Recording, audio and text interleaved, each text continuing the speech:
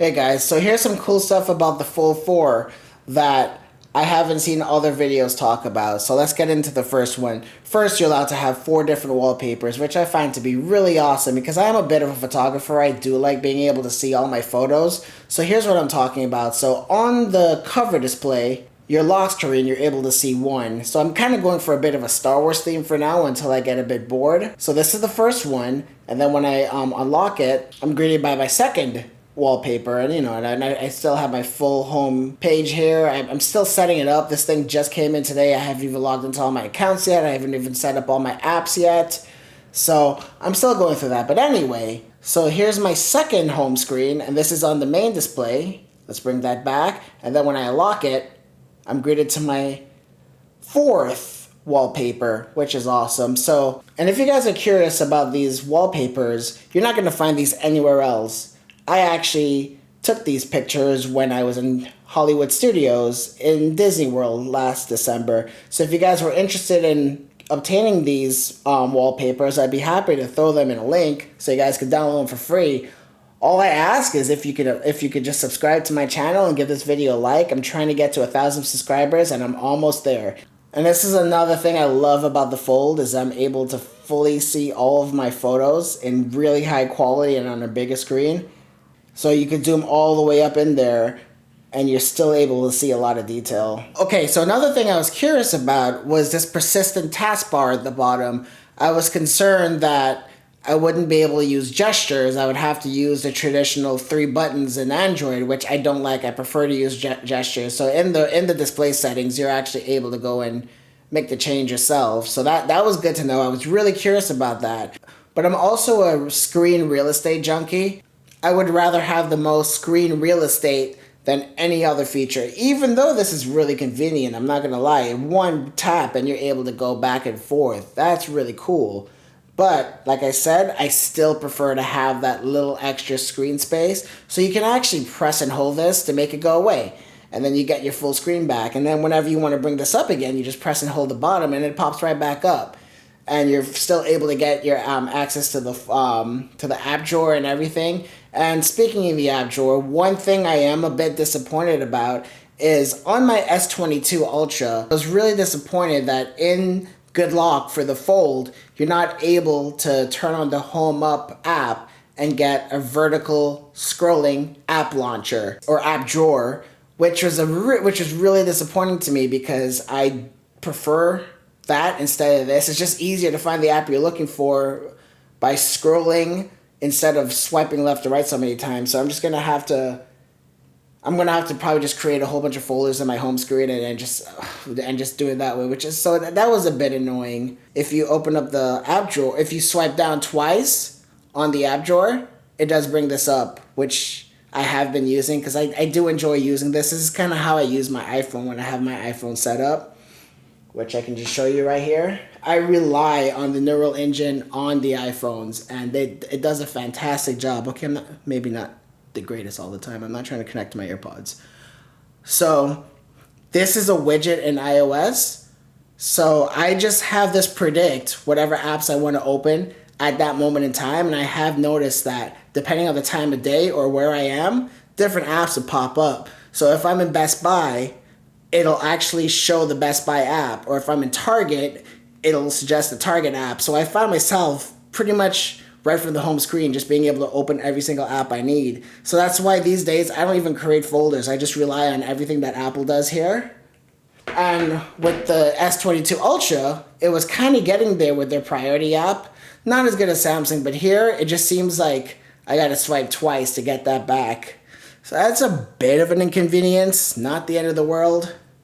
That's just something I thought I'd share. And another thing which you've probably seen me use is the fingerprint scanner.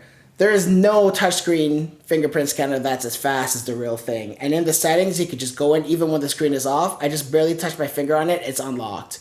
The camera's not even fast enough to pick this up. Even with the S22 Ultra, it's gotten a lot better, I'm not gonna lie, but it still takes a little bit. It's enough to cause some friction, and then so when I take it out of my pocket and I get my finger here, all right, and then I gotta do that. With this, the moment I even rest my finger on the side here, I'm already in. Not a lot of other reviewers have been mentioning that I find to be amazingly well. And also, with the fingerprint scanner, you can slide down on it to bring down the notification panel. And then one thing I haven't been seeing is much people utilizing the case. As you can see, I just took off the front case here. But that's only because I haven't taken out the adhesive here. Just for the purpose of these videos, I might have thought I wanted to use the case naked because that's how it looks. But realistically, I think most people will be having a case on their phone. It just makes it easier to grip onto. It protects your phone. So this is how the case looks that came with the phone. I have not been using the S Pen attachment. I feel like this added bulk here kind of makes it a bit annoying to where I don't like the way it protrudes, and I haven't been using it. So I have been just using this little kickstand here. And the kickstand is pretty cheap and flimsy feeling, so use with caution, I should say. This is kind of how it looks with the case on it. And with this particular case on it, I do find it to be comfortable to use. I don't mind it at all. But like I did say though, I hate the Samsung wallet in the bottom here. I find that to be really annoying. I need to disable that, and I'm just gonna use Google Wallet anyway. And speaking of the pen, if you were interested in using the pen, it's kind of a pain to take out. And then once you do, it does work as expected. It seems just as fast and responsive as using the S Pen on the S22 Ultra. And in case you were curious, no, it does not work on the cover screen. And in case you're curious if the S Pen on the S22 would work, first of all, don't try it, but I did. And you get a little message popping up saying like, hey, this isn't the right pen. Please don't use it. Oh, and one thing that all the reviewers have not been mentioning is the Buds Pro with the 24-bit audio. I have confirmed that to be the case. And here you can see I'm connected through HD audio. And the Bluetooth codec is streaming at 48 kilohertz, which is usually 44. And the sample rate is 24 bits. So if I was to connect to the Momentums, which uses aptX, and 44.1 kilohertz and only 16-bit.